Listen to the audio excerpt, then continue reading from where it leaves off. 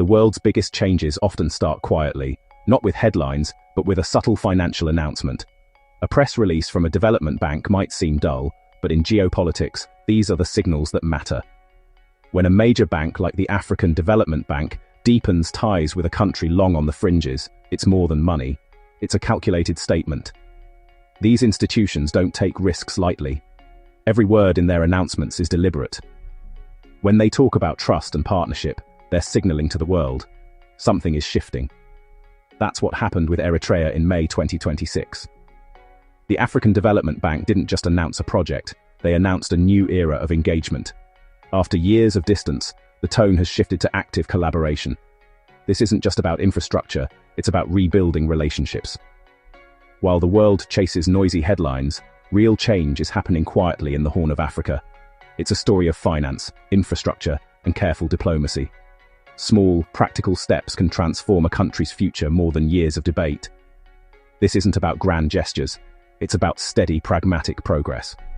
Sometimes, the most important stories start with a few carefully chosen words in a financial report, and that's how a comeback begins. To understand why this deal matters, you need to know Eritrea's place in the world.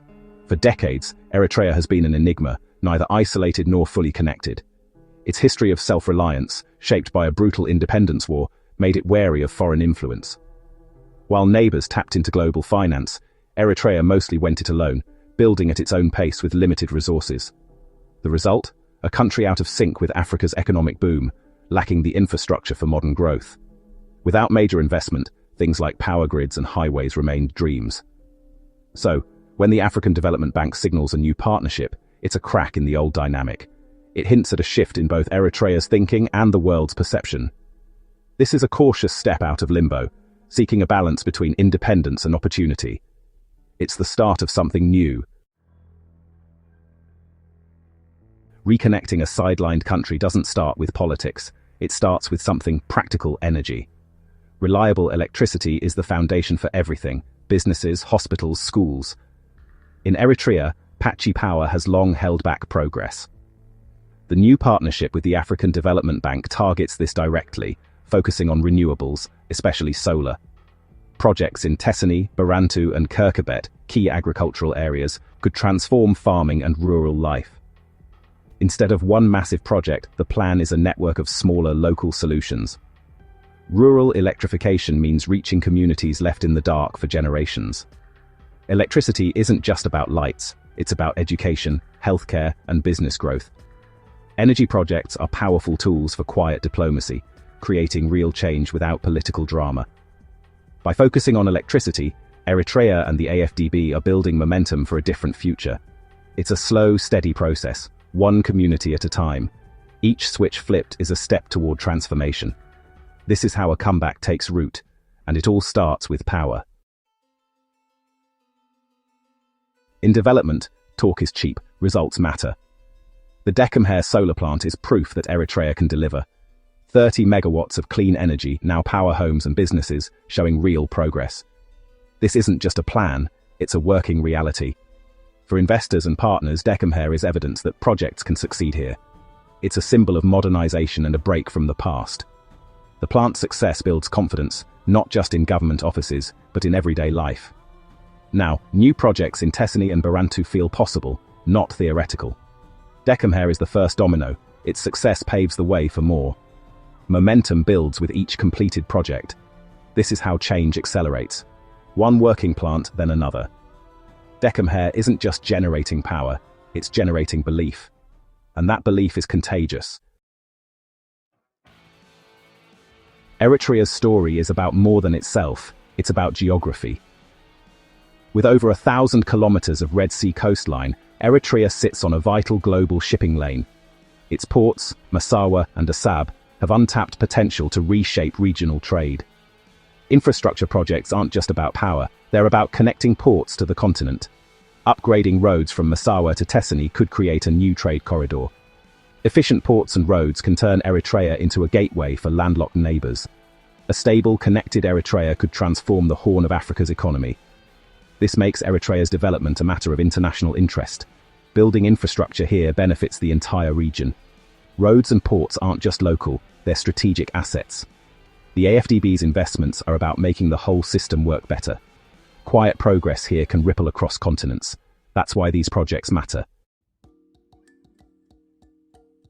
Infrastructure isn't just concrete and cables, it's a catalyst for daily life.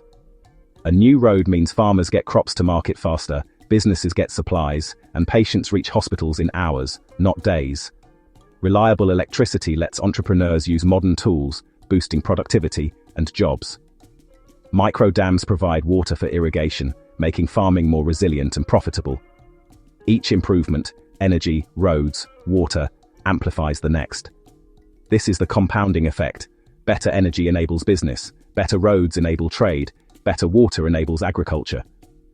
These projects don't happen in isolation, they build on each other. The AFDB's approach is about creating a virtuous cycle of development. Change is slow, but each step rewires the country for growth. It's not about one grand project, but hundreds of small, interconnected wins. This is how you build a resilient, dynamic economy. Real transformation happens in the details of daily life. And that's where Eritrea's future is being shaped. Optimism is easy, but reality is harder. The biggest risk isn't starting projects, it's keeping them running for years. History is full of failed development, empty factories, unused hospitals, broken infrastructure. The problem isn't funding or technology, it's follow-through. Maintenance, training, and local ownership are what keep projects alive. The AFDB's focus on pragmatism and capacity building is crucial. They're investing in skills, data, and institutions, not just hardware. Success depends on consistency, year after year. Eritrea's comeback hinges on building systems that last, not just headlines. The goal isn't dependency, it's self-sufficiency. The real test is whether these changes endure. That's the challenge ahead. This isn't a revolution, it's a quiet, steady transformation. Real change in Eritrea is happening in fields, on rooftops, and along new roads. These projects don't make headlines, but they matter most. Each success builds trust, internally and with the world. The Decamhair solar plant is more than power, it's a promise kept. Small wins accumulate, quietly reshaping Eritrea's role in the region. Its Red Sea location could become its greatest asset. This won't happen overnight, but through steady, practical progress. The story is about patience and pragmatism. Quiet steps, a new plant, a new road, are building a new reality. One day, the world may look up and see a transformed Eritrea, not with fanfare, but with the quiet confidence of a nation that rebuilt itself, one project at a time.